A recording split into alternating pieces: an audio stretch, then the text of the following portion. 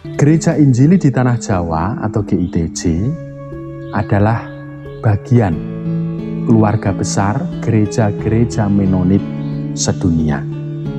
Kantor Sinode Gereja Injili di Tanah Jawa berada di Jalan Tondonegoro 9, Pati, Jawa Tengah.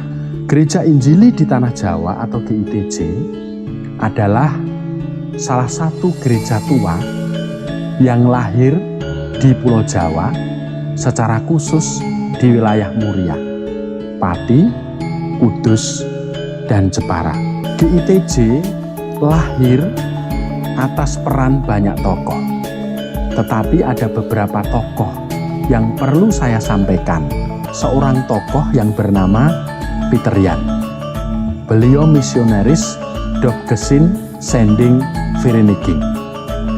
Beliau sampai di Batavia pada 1851, kemudian sampai di Cumbring Jepara pada 1852. Beliau memulai pelayanan dan pada 16 April 1854 dilakukan baptisan dan perjamuan kudus yang pertama.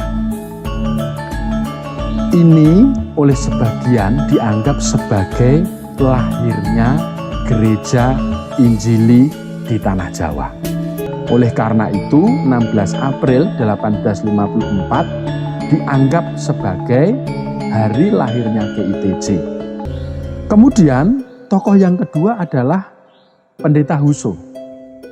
Beliau pendeta tinggal di Semarang, berada di dalam lingkup naungan Sending Hervormet, atau pada masa kini sering dikenal dengan Gereja Reformed. Beliau tinggal di Semarang, tetapi sering melakukan kunjungan dan melakukan penginjilan di wilayah Kayuapu, Kudus. Berkembang orang-orang Kristen, kelompok jemaat di Kayuapu. Tokoh yang ketiga adalah Kiai Ibrahim Tunggulwulung. Beliau adalah pribumi. Sering disebut atau sebagian orang percaya bahwa beliau bernama asli Raden Tondo. Beliau adalah prajurit dari Pangeran Diponegoro.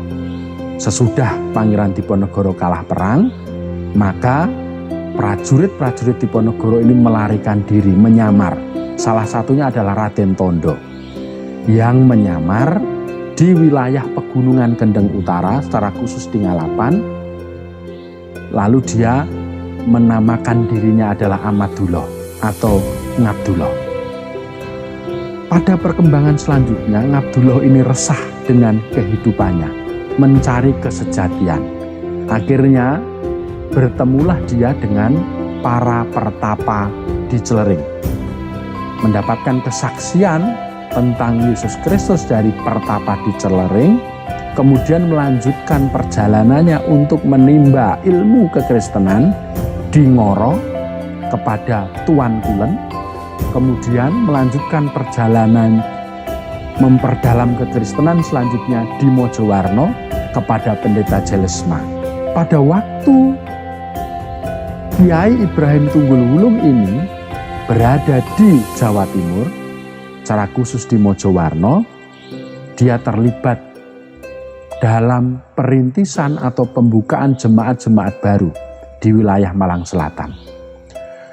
Banyak gereja berdiri di sana atas partisipasi dari Kiai Ibrahim Tunggulwulung.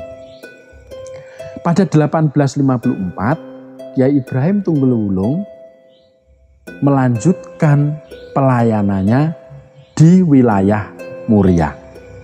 Pertama-tama dia melayani, membuka jemaat di Ujung Jati, kemudian dilanjutkan di Bondo.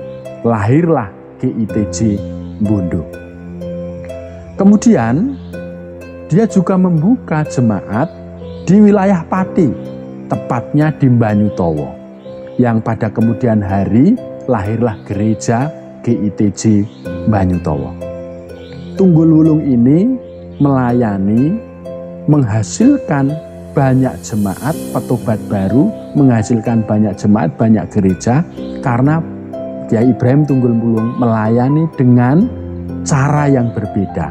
Dia melayani secara kontekstual.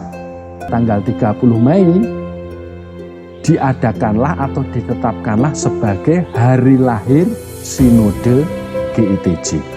GITJ terus menjalankan tugas dan tanggung jawab pelayanannya. Dan atas berkat Tuhan, GITJ terus berkembang.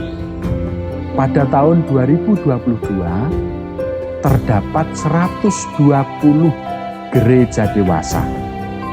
Tersebar di wilayah Pati, Kudus, Jepara, Semarang, Salatiga, juga Jogja.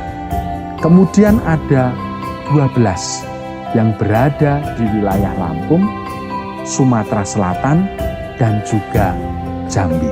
Gereja GITJ sebagian besar berada di wilayah pedesaan, 80%. Baik itu di wilayah pegunungan, di wilayah pesisir, dan juga di area pertambahan. Akhirnya, Tuhan Yesus Kristus Kepala Gereja memberkati kita semua. Amin.